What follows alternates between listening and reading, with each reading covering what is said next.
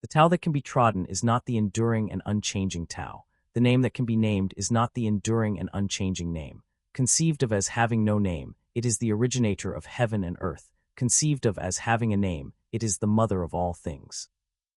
Always without desire we must be found, if its deep mystery we would sound. But if desire always within us be, its outer fringe is all that we shall see. Under these two aspects it is really the same, but as development takes place, it receives the different names. Together we call them the mystery. Where the mystery is the deepest is the gate of all that is subtle and wonderful. All in the world know the beauty of the beautiful, and in doing this they have the idea of what ugliness is. They all know the skill of the skillful, and in doing this they have the idea of what the want of skill is. So it is that existence and non-existence give birth the one to the idea of the other, that difficulty and ease produce the one, the idea of the other, that length and shortness fashion out the one the figure of the other, that the ideas of height and lowness arise from the contrast of the one with the other, that the musical notes and tones become harmonious through the relation of one with another, and that being before and behind give the idea of one following another. Therefore the sage manages affairs without doing anything, and conveys his instructions without the use of speech. All things spring up, and there is not one which declines to show itself. They grow, and there is no claim made for their ownership. They go through their processes, and there is no expectation of a reward for the results. The work is accomplished, and there is no resting in it as an achievement. The work is done, but how no one can see. 'Tis this that makes the power not cease to be.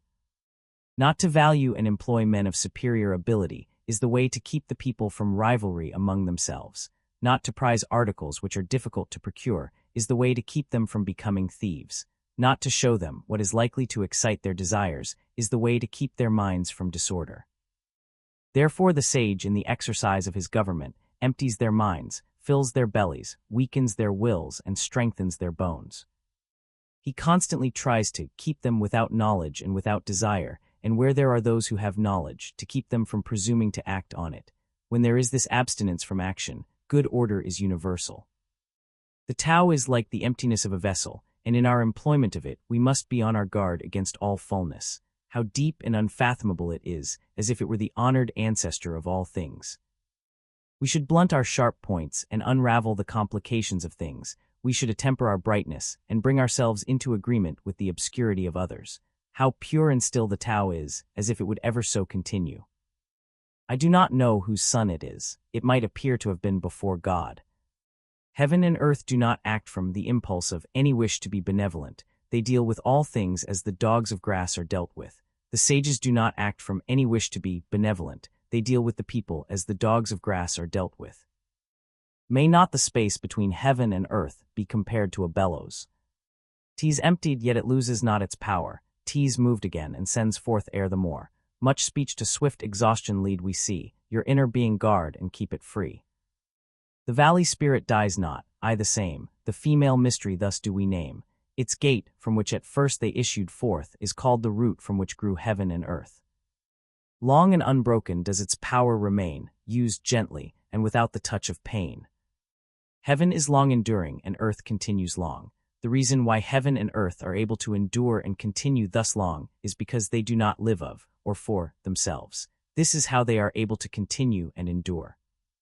Therefore the sage puts his own person last, and yet it is found in the foremost place. He treats his person as if it were foreign to him, and yet that person is preserved. Is it not because he has no personal and private ends, that therefore such ends are realized? The highest excellence is like that of water. The excellence of water appears in its benefiting all things, and in its occupying, without striving to the contrary, the low place which all men dislike. Hence its way is near to that of the Tao. The excellence of a residence is in the suitability of the place. That of the mind is in abysmal stillness. That of associations is in their being with the virtuous. That of government is in its securing good order. That of the conduct of affairs is in its ability, and that of the initiation of any movement is in its timeliness. And when one with the highest excellence does not wrangle about his low position, no one finds fault with him. It is better to leave a vessel unfilled than to attempt to carry it when it is full. If you keep feeling a point that has been sharpened, the point cannot long preserve its sharpness. When gold and jade fill the hall, their possessor cannot keep them safe. When wealth and honors lead to arrogance, this brings its evil on itself. When the work is done and one's name is becoming distinguished, to withdraw into obscurity is the way of heaven. When the intelligent and animal souls are held together in one embrace, they can be kept from separating. When one gives undivided attention to the vital breath and brings it to the utmost degree of pliancy, he can become as a tender babe.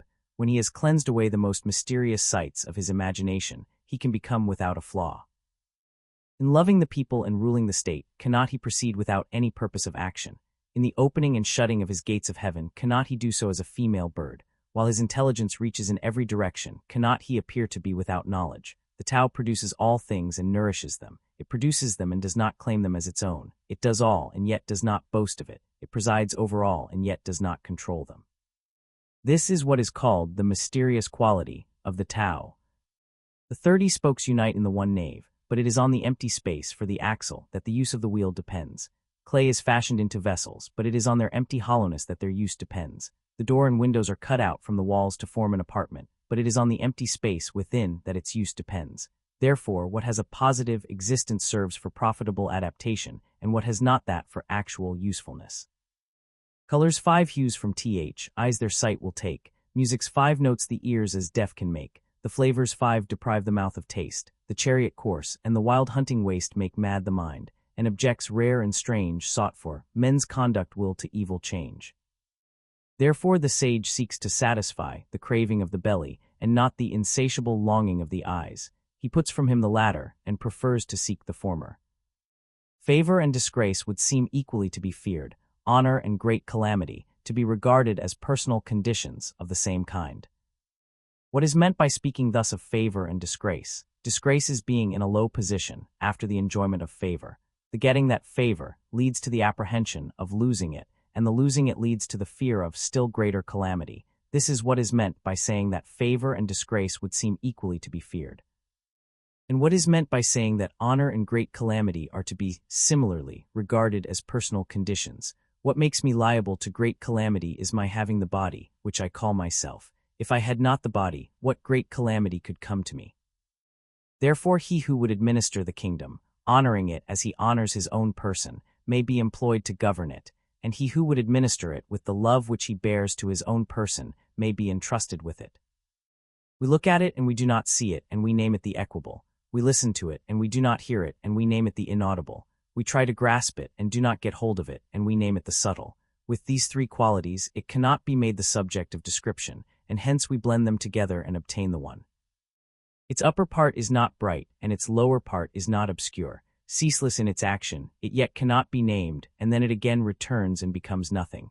This is called the form of the formless, and the semblance of the invisible. This is called the fleeting and indeterminable. We meet it and do not see its front. We follow it and do not see its back.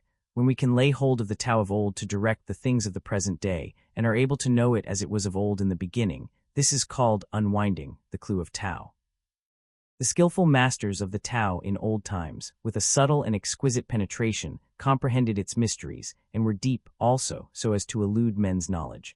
As they were thus beyond men's knowledge, I will make an effort to describe of what sort they appeared to be. Shrinking looked they like those who wade through a stream in winter, irresolute like those who are afraid of all around them, grave like a guest in awe of his host, evanescent like ice that is melting away, unpretentious like wood that has not been fashioned into anything, vacant like a valley, and dull like muddy water. Who can make the muddy water clear? Let it be still, and it will gradually become clear. Who can secure the condition of rest? Let movement go on, and the condition of rest will gradually arise. They who preserve this method of the Tao do not wish to be full of themselves. It is through their not being full of themselves that they can afford to seem worn and not appear new and complete. The state of vacancy should be brought to the utmost degree, and that of stillness guarded with unwearying vigor. All things alike go through their processes of activity, and then we see them return to their original state. When things in the vegetable world have displayed their luxuriant growth, we see each of them return to its root. This returning to their root is what we call the state of stillness, and that stillness may be called a reporting that they have fulfilled their appointed end. The report of that fulfillment is the regular, unchanging rule. To know that unchanging rule is to be intelligent. Not to know it leads to wild movements and evil issues. The knowledge of that unchanging rule produces a grand capacity and forbearance, and that capacity and forbearance lead to a community of feeling with all things. From this community of feeling comes a kingliness of character, and he who is king-like goes on to be heaven-like. In that likeness to heaven, he possesses the Tao. Possessed of the Tao, he endures long, and to the end of his bodily life, is exempt from all danger of decay. In the highest antiquity, the people did not know that there were their rulers. In the next age they loved them and praised them. In the next they feared them. In the next they despised them. Thus it was that when faith in the Tao was deficient in the rulers, a want of faith in them ensued in the people. How irresolute did those earliest rulers appear, showing by their reticence the importance which they set upon their words. Their work was done and their undertakings were successful, while the people all said, "We are as we are of ourselves." When the great Tao way or method ceased to be observed, benevolence and righteousness came into vogue. Then appeared wisdom and shrewdness, and there ensued great hypocrisy. When harmony no longer prevailed throughout the 6 kinships, filial sons found their manifestation. When the states and clans fell into disorder, loyal ministers appeared. If we could renounce our sageness and discard our wisdom, it would be better for the people 100-fold. If we could renounce our benevolence and discard our righteousness, the people would again become filial and kindly. If we could renounce our artful contrivances and discard our scheming for gain, there would be no thieves nor robbers. Those 3 methods of government, thought olden ways in elegance did fail, and made these names their want of worth to veil. But simple views, and courses plain and true, would selfish ends and many lusts eschew. When we renounce learning we have no troubles. The ready, yes, and flattering, yea, small is the difference they display, but mark their issues, good and ill, what space the gulf between shall fill. What all men fear is indeed to be feared, but how wide and without end is the range of questions, asking to be discussed. The multitude of men look satisfied and pleased, as if enjoying a full banquet, as if mounted on a tower in spring. I alone seem listless and still, my desires having as yet given no indication of their presence. I am like an infant which has not yet smiled. I look dejected and forlorn as if I had no home to go to. The multitude of men all have enough and to spare. I alone seem to have lost everything. My mind is that of a stupid man. I am in a state of chaos. Ordinary men look bright and intelligent, while I alone seem to be benighted. They look full of discrimination, while I alone am dull and confused. I seem to be carried about as on the sea, drifting as if I had nowhere to rest. All men have their spheres of action, while I alone seem dull and incapable, like a rude borderer. Thus, I alone am different from other men, but I value the nursing mother, the Tao. The grandest forms of active force from Tao come, their only source. Who can of Tao the nature tell? Our sight it flies, our touch as well. Eluding sight, eluding touch, the forms of things all in it crouch. Eluding touch, eluding sight, there are their semblances, all right. Profound it is, dark and obscure, things' essences all there endure. Those essences the truth enfold of what when seen shall then be told. Now it is so, 'twas so of old. Its name what passes not away, so in their beautiful array, things form and never know decay. How know I that it is so with all the beauties of existing things? By this nature of the Tao. The partial becomes complete, the crooked straight, the empty full, the worn out new. He whose desires are few gets them, he whose desires are many goes astray. Therefore the sage holds in his embrace the one thing of humility, and manifests it to all the world. He is free from self-display, and therefore he shines, from self-assertion, and therefore he is distinguished, from self-boasting, and therefore his merit is acknowledged, from self-complacency, and therefore he acquires superiority. It is because he is thus free from striving that therefore no one in the world is able to strive with him. That saying of the ancients that the partial becomes complete was not vainly spoken. All real completion is comprehended under it. Abstaining from speech marks him who is obeying the spontaneity of his nature.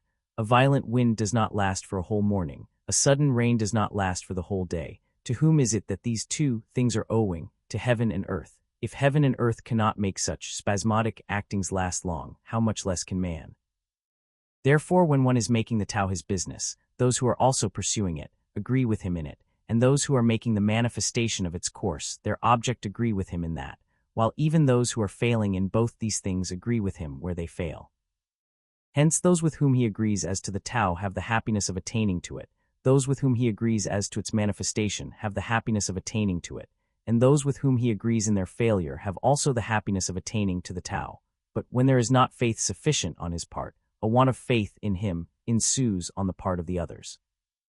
He who stands on his tiptoes does not stand firm, he who stretches his legs does not walk easily. So, he who displays himself does not shine, he who asserts his own views is not distinguished, he who vaunts himself does not find his merit acknowledged, He who is self-conceited has no superiority allowed to him. Such conditions, viewed from the standpoint of the Tao, are like remnants of food or a tumor on the body, which all dislike. Hence those who pursue the course of the Tao do not adopt and allow them. There was something undefined and complete, coming into existence before heaven and earth. How still it was and formless, standing alone and undergoing no change, reaching everywhere and in no danger of being exhausted. It may be regarded as the mother of all things. I do not know its name, and I give it the designation of the Tao, the way or course. Making an effort further to give it a name, I call it the Great. Great, it passes on in constant flow. Passing on, it becomes remote. Having become remote, it returns. Therefore the Tao is great, heaven is great, earth is great, and the Sage King is also great. In the universe there are 4 that are great, and the Sage King is one of them. Man takes his law from the earth takes its law from heaven, heaven takes its law from the Tao. The law of the Tao is its being what it is. Gravity is the root of lightness, stillness, the ruler of movement. Therefore a wise prince marching the whole day does not go far from his baggage wagons. Although he may have brilliant prospects to look at, he quietly remains in his proper place, indifferent to them. How should the lord of a myriad chariots carry himself lightly before the kingdom? If he do act lightly, he has lost his root of gravity. If he proceed to active movement, he will lose his throne. The skillful traveler leaves no traces of his wheels or footsteps. The skillful speaker says nothing that can be found fault with or blamed. The skillful reckoner uses no tallies. The skillful closer needs no bolts or bars, while to open what he has shut will be impossible. The skillful binder uses no strings or knots, while to unloose what he has bound will be impossible. In the same way the sage is always skillful at saving men, and so he does not cast away any man. He is always skillful at saving things, and so he does not cast away anything. This is called hiding the light of his procedure. Therefore the man of skill is a master, to be looked up to by him who has not the skill, and he who has not the skill is the helper of the reputation of him who has the skill. If the one did not honor his master, and the other did not rejoice in his helper, an observer, though intelligent, might greatly err about them. This is called the utmost degree of mystery. Who knows his manhood's strength, yet still his female feebleness maintains. As to one channel flow the many drains, all come to him, yea, all beneath the sky. Thus he the constant excellence retains, the simple child again, free from all stains. Who knows how white attracts, yet always keeps himself within black shade, the pattern of humility displayed in view of all beneath the sky. He in the unchanging excellence arrayed, endless return to man's first state has made. Who knows how glory shines, yet loves disgrace, nor air for it is pale, behold his presence in a spacious vale, to which men come from all beneath the sky. The unchanging excellence completes its tale, the simple infant man in him we hail. The unwrought material, when divided and distributed, forms vessels. The sage, when employed, becomes the head of all the officers of government, and in his greatest regulations he employs no violent measures. If anyone should wish to get the kingdom for himself, and to effect this by what he does, I see that he will not succeed. The kingdom is a spirit-like thing, and cannot be got by active doing. He who would so win it destroys it, he who would hold it in his grasp loses it. The course and nature of things is such that what was in front is now behind, what warmed anon we freezing find. Strength is of weakness oft the spoil, the store in ruins mocks our toil. Hence the sage puts away excessive effort, extravagance, and easy indulgence. He who would assist a lord of men in harmony with the Tao will not assert his mastery in the kingdom by force of arms. Such a course is sure to meet with its proper return. Wherever a host is stationed, briars and thorns spring up. In the sequence of great armies there are sure to be bad years. A skillful commander strikes a decisive blow and stops. He does not dare by continuing his operations to assert and complete his mastery. He will strike the blow, but will be on his guard against being vain or boastful or arrogant in consequence of it. He strikes it as a matter of necessity. He strikes it, but not from a wish for mastery. When things have attained their strong maturity, they become old. This may be said to be not in accordance with the Tao, and what is not in accordance with it soon comes to an end. Now arms, however beautiful, are instruments of evil omen, hateful, it may be said, to all creatures. Therefore they who have the Tao do not like to employ them. Superior man ordinarily considers the left hand the most honorable place, but in time of war the right hand. Those sharp weapons are instruments of evil omen, and not the instruments of the superior man. He uses them only on the compulsion of necessity. Calm and repose are what he prizes. Victory by force of arms is to him undesirable. To consider this desirable would be to delight in the slaughter of men, and he who delights in the slaughter of men cannot get his will in the kingdom. On occasions of festivity, to be on the left hand is the prized position, on occasions of mourning, the right hand. The second in command of the army has his place on the left, the general commanding in chief has his on the right. His place, that is assigned to him as in the rites of mourning. He who has killed multitudes of men should weep for them with the bitterest grief, and the victor in battle has his place, rightly, according to those rites. The Tao, considered as unchanging, has no name. Though in its primordial simplicity it may be small, the whole world dares not deal with one embodying it as a minister. If a feudal prince or the king could guard and hold it, all would spontaneously submit themselves to him. Heaven and earth, under its guidance, unite together and send down the sweet dew, which, without the directions of men, reaches equally everywhere as of its own accord. As soon as it proceeds to action, it has a name. When it once has that name, men can know to rest in it. When they know to rest in it, they can be free from all risk of failure and error. The relation of the Tao to all the world is like that of the great rivers and seas to the streams from the valleys. He who knows other men is discerning. He who knows himself is intelligent. He who overcomes others is strong. He who overcomes himself is mighty. He who is satisfied with his lot is rich. He who goes on acting with energy has a firm will. He who does not fail in the requirements of his position continues long. He who dies and yet does not perish has longevity. All-pervading is the great Tao. It may be found on the left hand and on the right. All things depend on it for their production, which it gives to them, not one refusing obedience to it. When its work is accomplished, it does not claim the name of having done it. It clothes all things as with a garment and makes no assumption of being their lord. It may be named in the smallest things. All things return to their root and disappear, and do not know that it is it which presides over their doing so. It may be named in the greatest things. Hence the sage is able, in the same way, to accomplish his great achievements. It is through his not making himself great that he can accomplish them. To him who holds in his hands the great image of the invisible Tao, the whole world repairs. Men resort to him and receive no hurt, but find rest, peace, and the feeling of ease.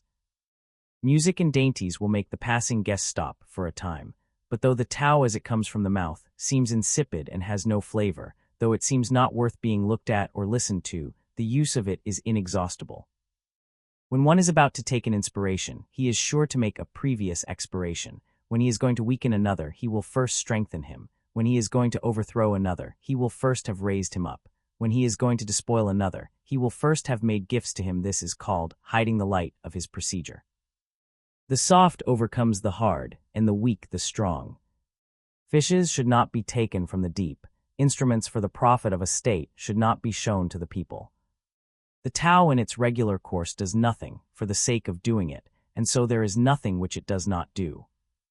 If princes and kings were able to maintain it, all things would of themselves be transformed by them. If this transformation became to me an object of desire, I would express the desire by the nameless simplicity. Simplicity without a name is free from all external aim. With no desire at rest and still, all things go right as of their will. Those who possessed in highest degree the attributes of the Tao did not seek to show them, and therefore they possessed them in fullest measure. Those who possessed in a lower degree those attributes sought how not to lose them, and therefore they did not possess them in fullest measure. Those who possessed in the highest degree those attributes did nothing with a purpose, and had no need to do anything. Those who possessed them in a lower degree were always doing, and had need to be so doing. Those who possessed the highest benevolence were always seeking to carry it out, and had no need to be doing so. Those who possessed the highest righteousness were always seeking to carry it out, and had need to be so doing. Those who possessed the highest sense of propriety were always seeking to show it, and when men did not respond to it, they bared the arm and marched up to them. Thus it was that when the Tao was lost, its attributes appeared. When its attributes were lost, benevolence appeared. When benevolence was lost, righteousness appeared. And when righteousness was lost, the proprieties appeared. Now propriety is the attenuated form of leal-heartedness and good faith, and is also the commencement of disorder. Swift apprehension is only a flower of the Tao, and is the beginning of stupidity. Thus it is that the great man abides by what is solid, and eschews what is flimsy, dwells with the fruit and not with the flower. It is thus that he puts away the one and makes choice of the other. The things which from of old have got the one, the Tao, are heaven which by it is bright and pure, earth rendered thereby firm and sure, spirits with powers by it supplied, valleys kept full throughout their void all creatures which through it do live, princes and kings who from it get the model which to all they give. All these are the results of the one Tao. If heaven were not thus pure, it soon would rend. If earth were not thus sure, 'twould break and bend. Without these powers the spirit soon would fail. If not so filled, the drought would parch each vale. Without that life, creatures would pass away. Princes and kings, without that moral sway, however grand and high, would all decay.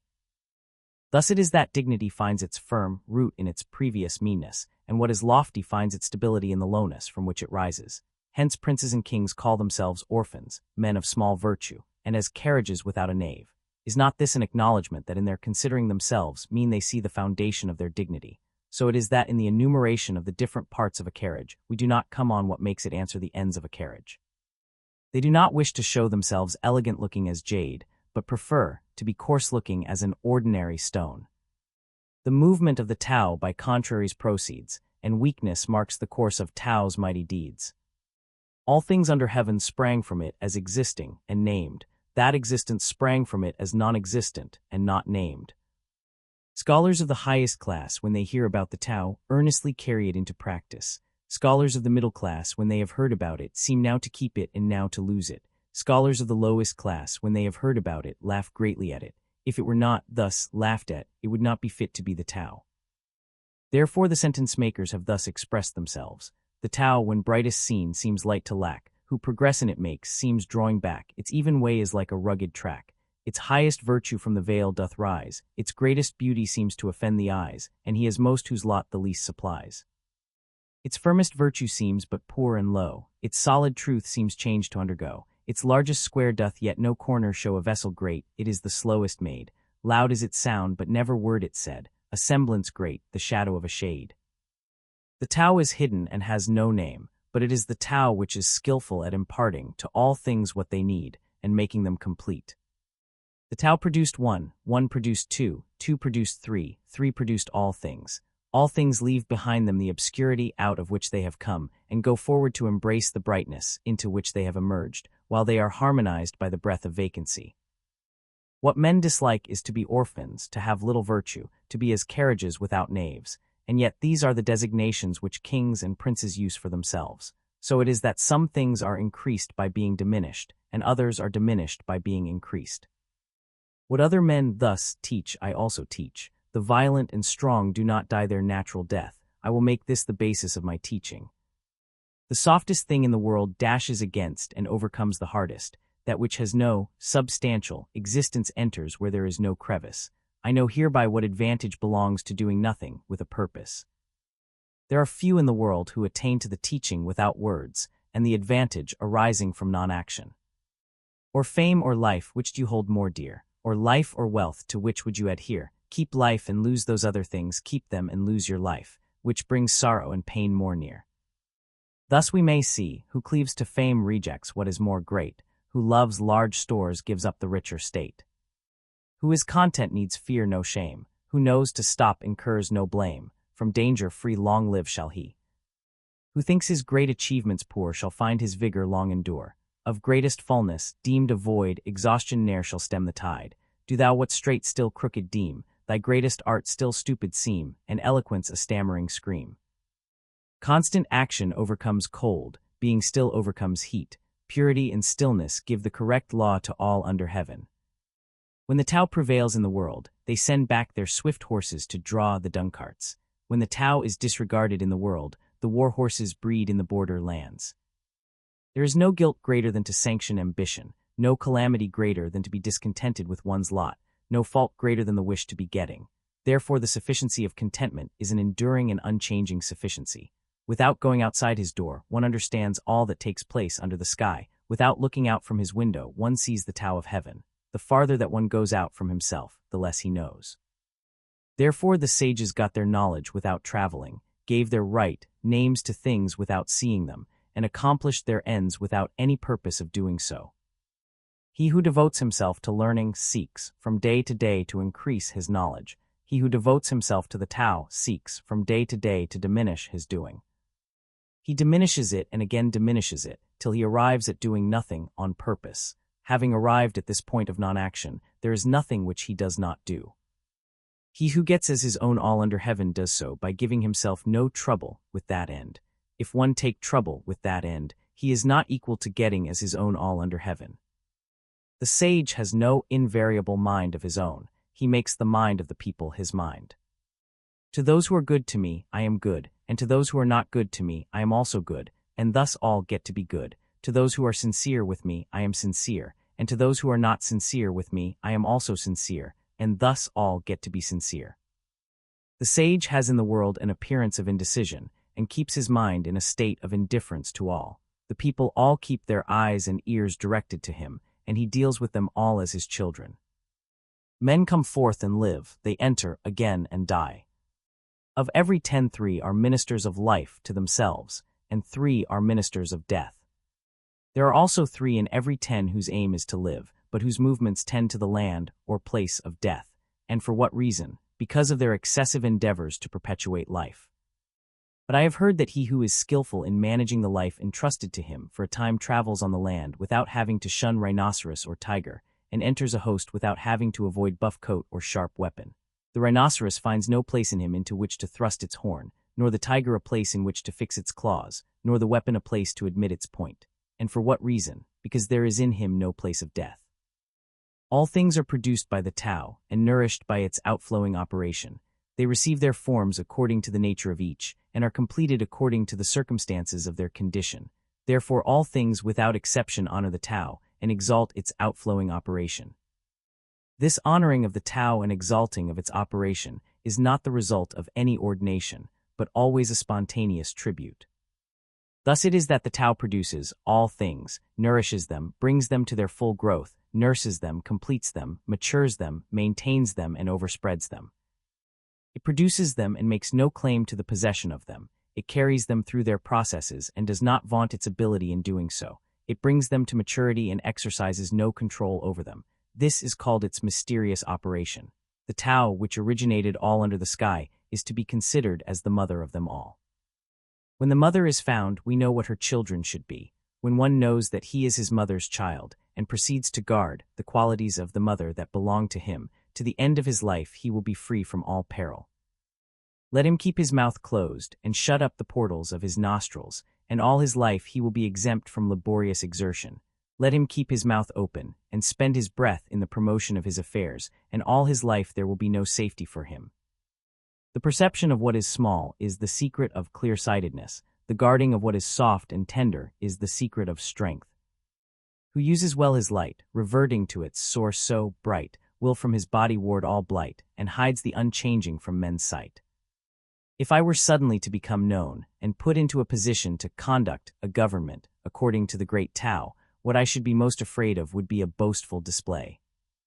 The great Tao or way is very level and easy, but people love the byways.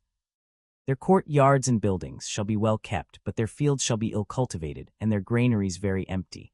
They shall wear elegant and ornamented robes, carry a sharp sword at their girdle, pamper themselves in eating and drinking, and have a superabundance of property and wealth. Such princes may be called robbers and boasters. This is contrary to the Tao surely. What Tao's skillful planter plants can never be upturned, what his skillful arms enfold, from him can ne'er be born. Sons shall bring in lengthening line, sacrifices to his shrine.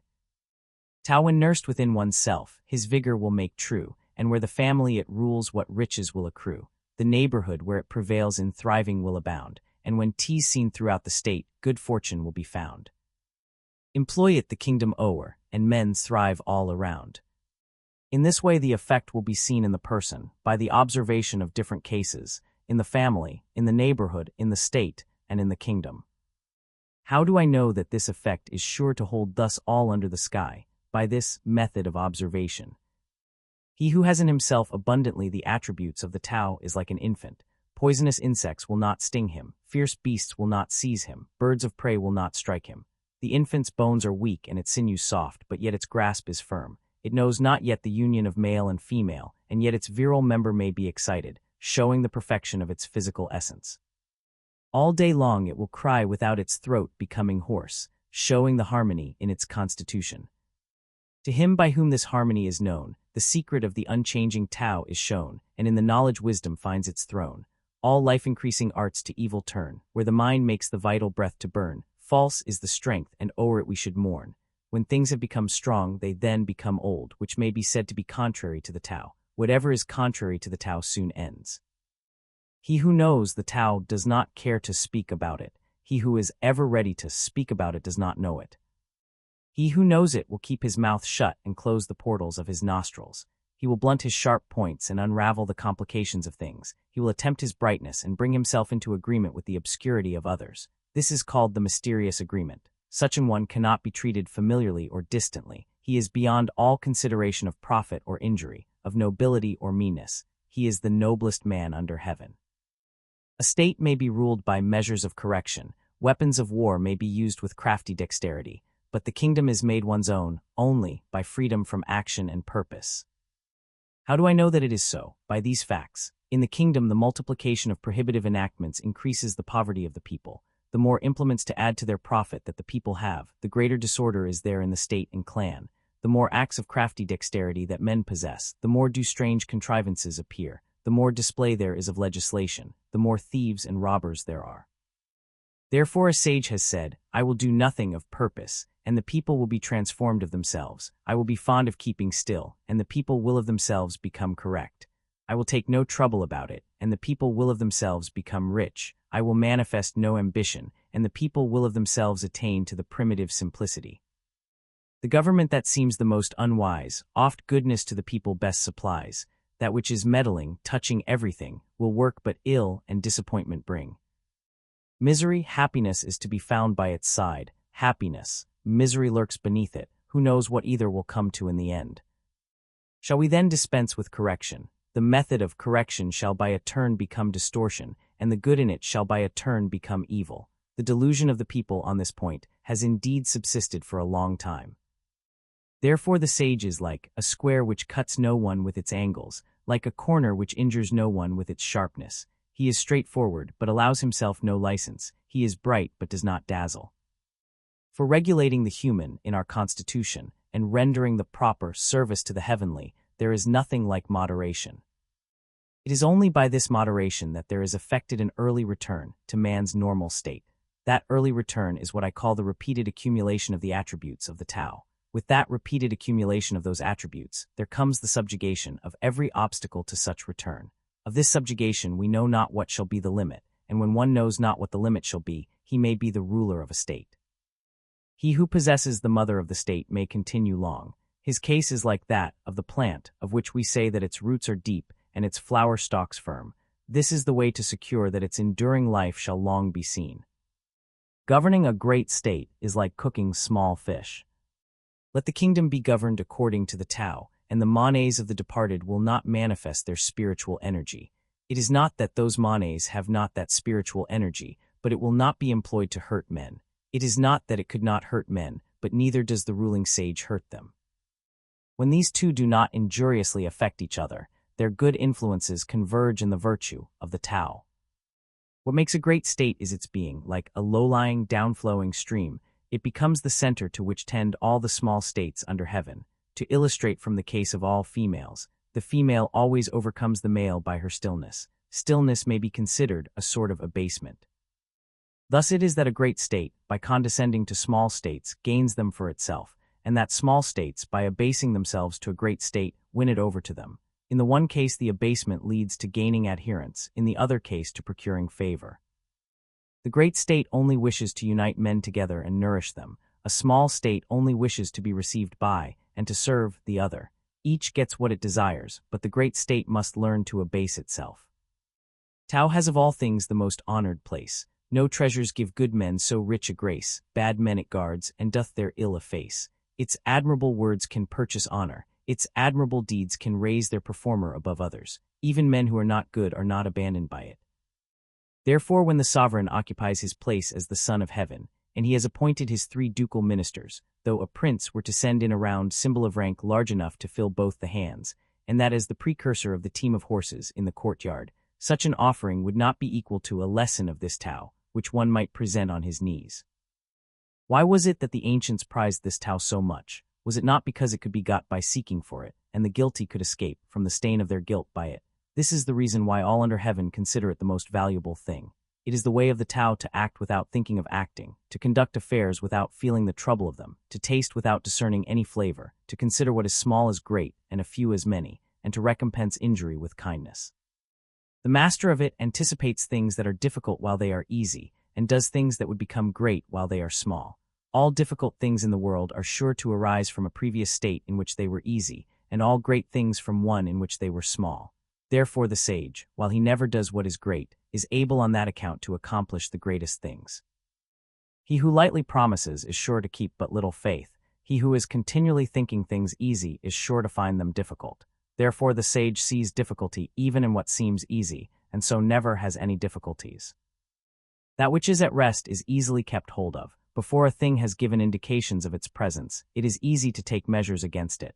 That which is brittle is easily broken. That which is very small is easily dispersed. Action should be taken before a thing has made its appearance. Order should be secured before disorder has begun. The tree which fills the arms grew from the tiniest sprout. The tower of 9 stories rose from a small heap of earth. The journey of 1,000 li commenced with a single step. He who acts with an ulterior purpose does harm. He who takes hold of a thing in the same way loses his hold. The sage does not act so, and therefore does no harm. He does not lay hold so, and therefore does not lose his hold. But people in their conduct of affairs are constantly ruining them when they are on the eve of success. If they were careful at the end, as they should be at the beginning, they would not so ruin them. Therefore the sage desires what other men do not desire, and does not prize things difficult to get. He learns what other men do not learn, and turns back to what the multitude of men have passed by. Thus he helps the natural development of all things, and does not dare to act with an ulterior purpose of his own. The ancients who showed their skill in practicing the Tao did so, not to enlighten the people, but rather to make them simple and ignorant. The difficulty in governing the people arises from their having much knowledge. He who tries to govern a state by his wisdom is a scourge to it, while he who does not try to do so is a blessing. He who knows these two things finds in them also his model and rule. Ability to know this model and rule constitutes what we call the mysterious excellence of a governor. Deep and far-reaching is such mysterious excellence, showing indeed its possessor as opposite to others, but leading them to a great conformity to him. That whereby the rivers and seas are able to receive the homage and tribute of all the valley streams, is their skill in being lower than they. It is thus that they are the kings of them all. So it is that the sage ruler, wishing to be above men, puts himself by his words below them, and wishing to be before them, places his person behind them. In this way, though he has his place above them, men do not feel his weight, nor though he has his place before them, do they feel it an injury to them. Therefore all in the world delight to exalt him, and do not weary of him. Because he does not strive, no one finds it possible to strive with him. All the world says that, while my Tao is great, it yet appears to be inferior to other systems of teaching.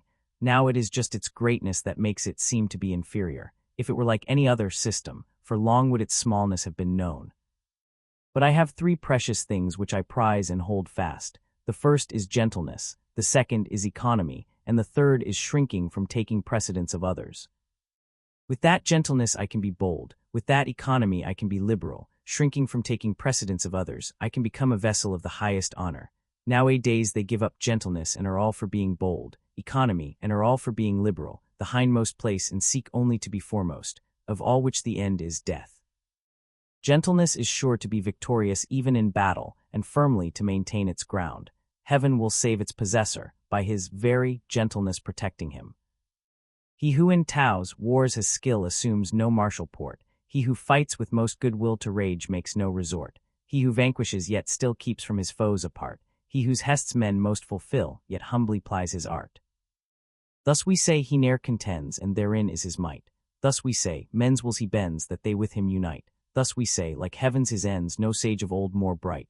A master of the art of war has said, I do not dare to be the host to commence the war. I prefer to be the guest to act on the defensive. I do not dare to advance an inch. I prefer to retire a foot. This is called marshalling the ranks where there are no ranks, bearing the arms to fight where there are no arms to bear, grasping the weapon where there is no weapon to grasp, advancing against the enemy where there is no enemy. There is no calamity greater than lightly engaging in war. To do that is near losing the gentleness which is so precious. Thus it is that when opposing weapons are actually crossed, he who deplores the situation conquers. My words are very easy to know and very easy to practice, but there is no one in the world who is able to know and able to practice them. There is an originating and all-comprehending principle in my words and an authoritative law for the things which I enforce. It is because they do not know these that men do not know me. They who know me are few, and I am on that account the more to be prized. It is thus that the sage wears a poor garb of hair cloth, while he carries his signet of jade in his bosom. To know and yet think we do not know is the highest attainment. Not to know and yet think we do know is a disease. It is simply by being pained at the thought of having this disease that we are preserved from it. The sage has not the disease. He knows the pain that would be inseparable from it, and therefore he does not have it. When the people do not fear what they ought to fear, that which is their great dread will come on them. Let them not thoughtlessly indulge themselves in their ordinary life. Let them not act as if weary of what that life depends on. It is by avoiding such indulgence that such weariness does not arise.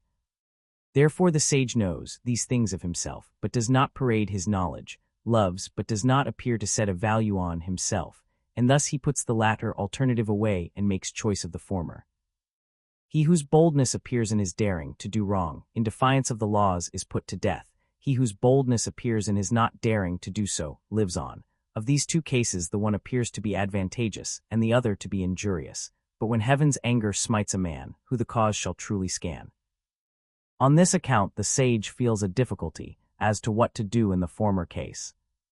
It is the way of heaven not to strive, and yet it skillfully overcomes, not to speak, and yet it is skillful in obtaining a reply, does not call, and yet men come to it of themselves. Its demonstrations are quiet, and yet its plans are skillful and effective. The meshes of the net of heaven are large, far apart, but letting nothing escape. The people do not fear death. To what purpose is it to try to frighten them with death? If the people were always in awe of death, and I could always seize those who do wrong and put them to death, who would dare to do wrong? There is always one who presides over the infliction of death. He who would inflict death in the room of him who so presides over it may be described as hewing wood instead of a great carpenter. Seldom is it that he who undertakes the hewing, instead of the great carpenter, does not cut his own hands.